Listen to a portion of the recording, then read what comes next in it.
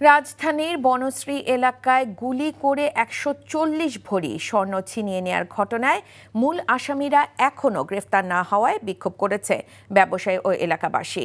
সকালে বনশ্রী এলাকায় তারা বিক্ষোভ করেন। এরপর রামপুরা সড়ক অবরোধ করা হয়, বন্ধ হয়ে যায় যান চলাচল, সৃষ্টি হয় তীব্র যানজটের। পরে সড়ক ছেড়ে থানায় যান বিক্ষোভকারীরা। অপরাধী গ্রেফতার না হওয়ায় ক্ষোভ জানান তারা।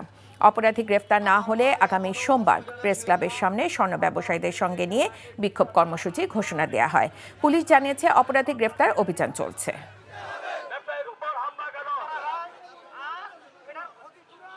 এই সন্ত্রাসীগুলো বহিরাগত না, অবশ্যই তারা এলাকার আশেপাশের, না হলে তারা জানে কিভাবে ব্যবসায়ী কখন যায়, কয়টা বাজে আসে, কয়টা বাজে যায়। 48 ঘন্টা পার হয়ে গেছে, এখন পর্যন্ত প্রশাসন কোনো কিছু জানাতে পারেনি সন্ত্রাসীরা ধরা পড়েছে কি না পড়েছে।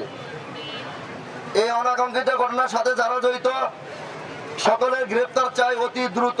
আগামী রবিবারের ভিতর কোনো আসামি গ্রেফতার না হয়, মালামাল না উদ্ধার না হয়, সোমবার দুপুর 12টায় আমরা প্রেস ক্লাবের সামনে বাংলাদেশের সমস্ত ব্যবসায়ীদেরকে নিয়ে, বিশেষ করে স্বর্ণ ব্যবসায়ীদেরকে নিয়ে আমরা বৃহত্তর কর্মসূচি এবং মানববন্ধন বিক্ষোভ কর্মসূচি পালন করব।